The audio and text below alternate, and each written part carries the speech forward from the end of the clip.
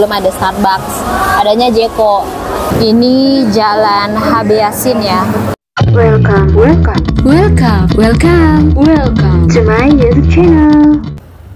Kali ini aku akan memulai perjalanan aku dari arah Jalan Galatik, masih di kawasan Kota Gorontalo. Buat kalian yang baru pertama kali nonton konten aku, hai, salam kenal. Seperti yang kalian lihat, suasana kali ini cukup mendung karena memang di sini baru selesai hujan, teman-teman. Namun suasana jalannya terlihat cukup ramai mengingat ini adalah weekend, jadi memang banyak orang-orang yang berjalanan di seputaran jalan Kota Gorontalo. Nah, teman-teman, kita akan segera memasuki Jalan Haji Medi Botutihe. Beliau ini adalah wali Kota Gorontalo 2 periode, yakni dari tahun 1998 sampai dengan tahun 2008. Teman-teman tahu nggak sih, Kota Gorontalo merupakan kota terbesar dan terpadat penduduknya di wilayah Teluk Tomini, sehingga menjadikan Kota Gorontalo sebagai pusat ekonomi, jasa, perdagangan, pendidikan, hingga pusat penyebaran agama Islam di kawasan Indonesia Timur. Dan menurut catatan manuskrip sejarah Kesultanan Gorontalo, Kota Gorontalo yang lebih tertata dan memadai terbentuk secara resmi pada hari Kamis, tanggal 18 Maret tahun 1728. Untuk luasnya sendiri, kota ini memiliki luas wilayah sekitar 79,03 km persegi atau 0,65% dari luas Provinsi Gorontalo keseluruhan. Dan menurut data Badan Statistik, jumlah penduduk di Kota Gorontalo sampai dengan tahun 2022 kemarin berjumlah sekitar 201.350 jiwa. Anyway, menurut aku, jalanan di Gorontalo yang paling rindang adalah Jalanan Haji Medi Botutihe di bagian ini nih. Karena memang seperti yang kalian lihat nih, di kiri kanannya terdapat pepohonan dari ketapang kencana, teman-teman. Dan buat kalian yang suka makanan ala-ala Jepang, di jalan ini juga terdapat salah satu tempat makan yang bernama Grande Bistro. Aku pernah mendapatkan pertanyaan, kira-kira biaya hidup di Gorontalo mahal nggak sih? Kalau menurut aku, biaya hidup di Gorontalo itu tergantung ya, teman-teman. Kalau kalian sehari-harinya makan makanan di restoran atau belanjanya di tempat-tempat mahal, ya otomatis biaya hidup di Gorontalo akan terkesan mahal. Tapi kalau kalian bisa menghemat dan mengirit, misalnya dengan memasak makanan kalian sendiri, pasti akan jauh lebih irit dan hemat. Kalau menurut aku sih, berbelanja bahan makanan di Gorontalo masih termasuk murah ya, teman-teman. Kalau aku sendiri lebih memilih untuk belanja atau beli makanan di luar, tapi di tempat-tempat yang memang terbilang murah makanannya. Ini kenapa jadi ngomongin soal makanan dan biaya hidup ya?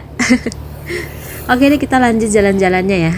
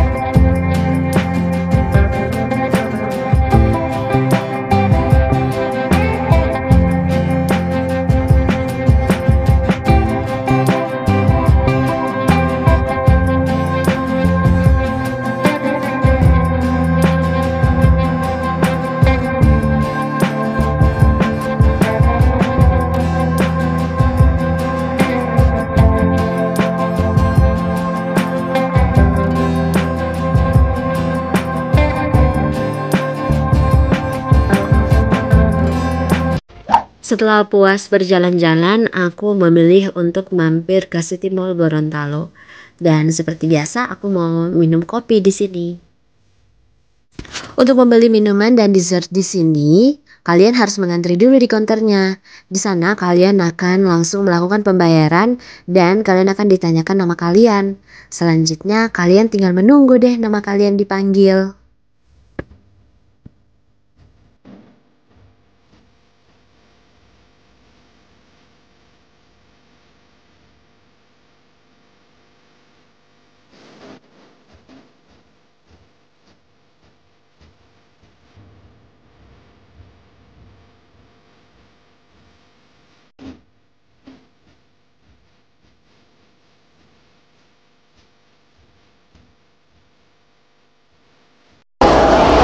Sebenarnya bersyukur juga sih karena di Gorontalo belum ada Starbucks.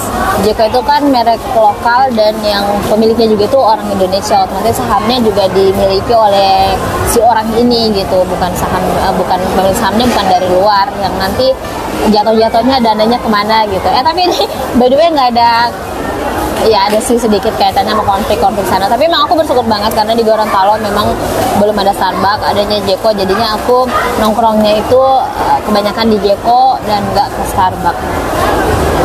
Jadi kita di Jeko lagi, dan tahu nggak sih Jeko tuh enak banget. Tadi aku udah makan donat Glam Forest dan ini ada donat bawaan ya dari minuman, karena kita pesan 2 minuman di sini. Dan Jeko juga enak kok kalau buat nongki-nongki.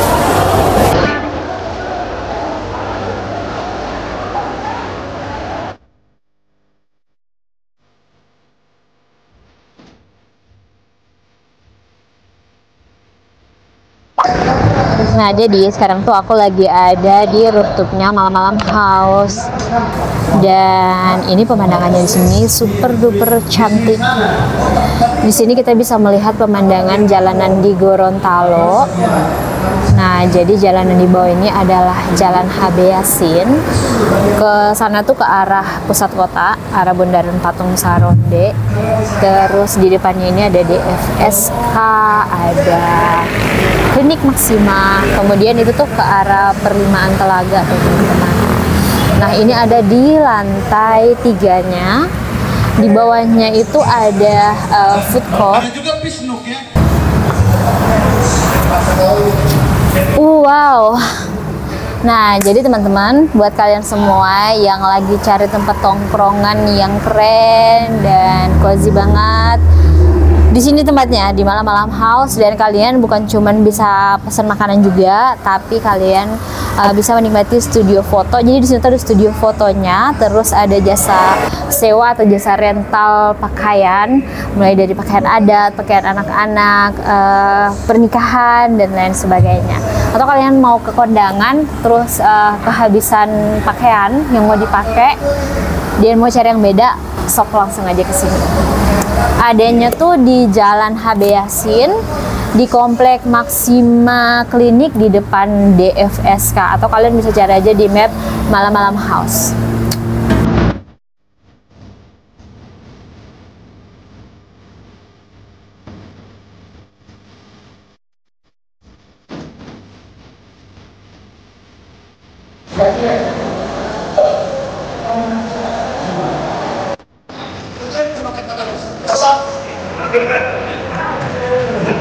Tapi kayaknya enak ini karena saya